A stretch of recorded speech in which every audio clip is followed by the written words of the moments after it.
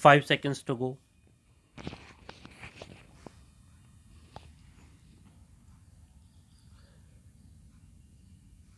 Start. I am most happy and grateful for the opportunity you have given me to meet you all this evening.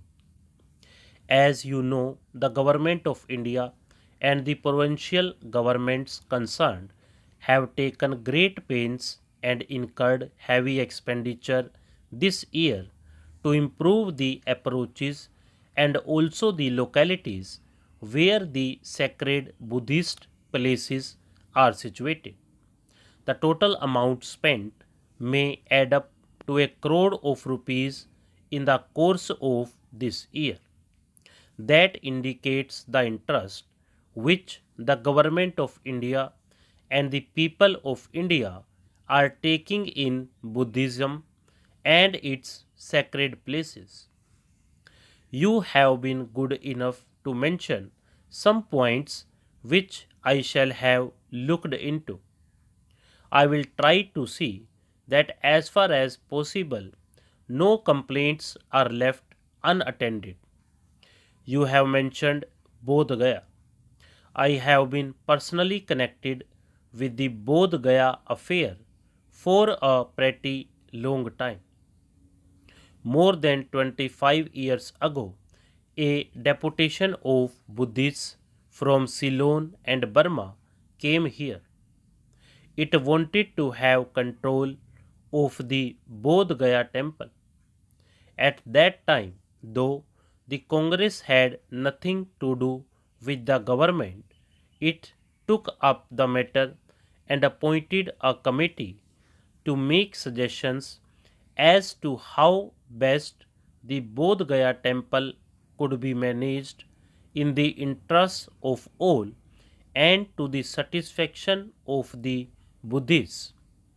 The committee, of which I happened to be secretary at the time, recommended that the management of the temple should be placed in the hands of a committee on which Buddhists as well as Hindus should be represented.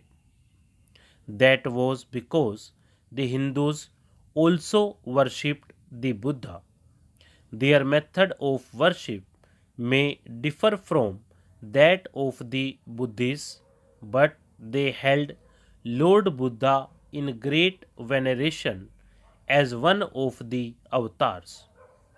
We could not do anything at that time as there was a Mahant in actual possession of the temple and he did not agree to part with his right. In 1937, however, when the Congress for the first time formed government in Bihar, it took up the question of the appointment of a temple committee once again. Unfortunately, however, the ministry lasted only a short time and nothing much could be achieved. In 1946, the Congress again came to power. The matter was then reopened and a law was passed by virtue of which the management of the temple was taken away from the Mahant. You have said in your address that there is no suitable platform for offering lights in the temple. I do not see any difficulty in meeting this request. You have also mentioned that there is no arrangement for lights in front of the image all the 24 hours of the day and night, and that facilities should be given to pious pilgrims to stick gold foils to the image. I shall refer these matters to the temple committee, though personally I do not see any difficulty in accepting these suggestions. You have also said that you require land for building dharamshalas and rest houses for pilgrims who come for worship. I believe that in all these places, including Bodh Gaya, some dharmshalas have been built which are pretty big and well furnished. Some houses have also been built by the well to do people. If more dharmshalas are needed, they can certainly be built with the help of philanthropic organizations and individuals. Being a thickly populated area, the availability of land may present some problem, but the government can always acquire land for an essential purpose. About Kushinara, you said that you saw some people digging out bricks from the stupa. As you know, all sacred places, including Kushinara, have been taken over by the archaeological department.